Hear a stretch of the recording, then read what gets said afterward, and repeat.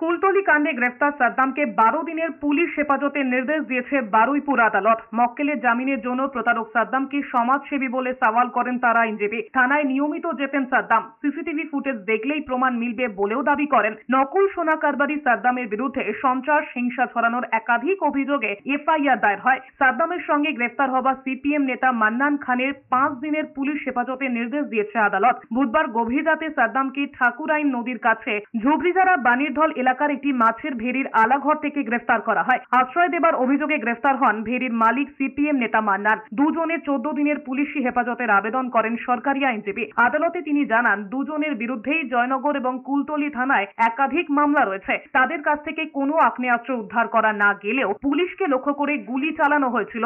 দুপক্ষের সওয়াল জবাব শোনার পর সাদ্দামকে 12 দিনের পুলিশ হেফাজতের নির্দেশ দেয় আদালত।